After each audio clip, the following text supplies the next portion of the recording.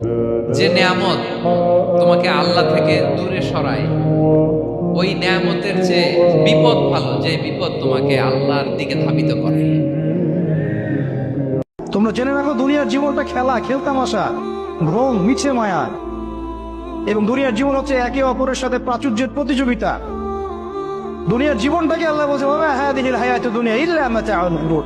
পুরো দুনিয়ার জীবনটাই হচ্ছে মাতাউল গুরুর, প্রতারণা, ধোঁকা, মরিচিকা ছাড়া কিছুই না।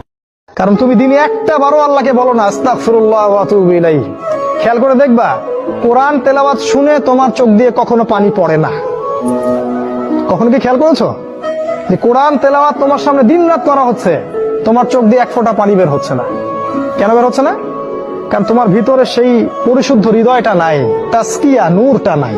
যে ব্যক্তি সূরা ফালাক, সূরা নাস এবং সূরা ইখলাস, এই তিনটা সূরা সকালে এবং সন্ধ্যায় তিনবার করে পড়বে, যদি সকালে পড়ে সন্ধ্যা পর্যন্ত যাবতীয় হঠাৎ বিপদ থেকে বেঁচে থাকবে। হঠাৎ বিপদ, ধাপাস করে কোনো বিপদে পড়বে না ইনশাআল্লাহ।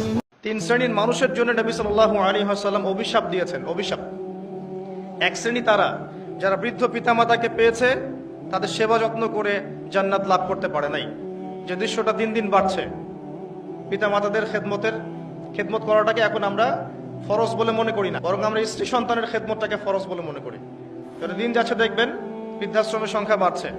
বৃদ্ধাশ্রমের কোনো জায়গা নেই ইসলামে, বরং মায়ের পায়ের নিচে সন্তানের বেহেশতের কথা বলা হয়েছে।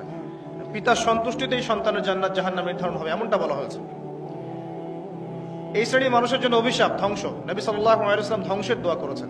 আরেক শ্রেণী তারা যাদের সামনে নবী সাল্লাল্লাহু আলাইহি ওয়াসাল্লামের নাম উচ্চারিত হয়, তারা দরুদ শরীফ পড়ে না, সাল্লাল্লাহু আলাইহি ওয়াসাল্লাম এটা পড়ে না। যখন পূর্বের কোনো পাপের কথা মনে হয় যে এতদিন আগে আমার একটা পাপ হয়ে গিয়েছিল, মনটা একটু খারাপ হতে পারে, চোখে পানি আসতে পারে, ইমিডিয়েটলি পড়তে বলা হচ্ছে আস্তাগফিরুল্লাহ ওয়া আতুবু ইলাইহি, আস্তাগফিরুল্লাহ ওয়া আতুবু ইলাইহি। আল্লাহ পাক সবাইকে খাস তওবা করার তৌফিক দান করেন। মানুষ বড় স্বার্থপর, মৃত্যুর কোলে ঢলে পড়লে একদিন, দুই দিন, এক মাস বিছানায় পড়ে দেখেন বন্ধু বান্ধব একটাও আপনার খবর নেবে না। আইসিইউতে আপনি যান, ফেসবুকে একটু লিখবে, দেখবেন আপনি দেখতে যাবে না, সে মনে মনে ভাববে আপনাকে দেখতে গেলে তার টাকা খরচ হবে, আপনাকে দেখতে গেলে হয়তো তাকে উপকার করা লাগতে পারে, অথবা টাকা চাইতে পারে, আপনি তাকে দেখতে যান না। মানুষ বড় স্বার্থপর।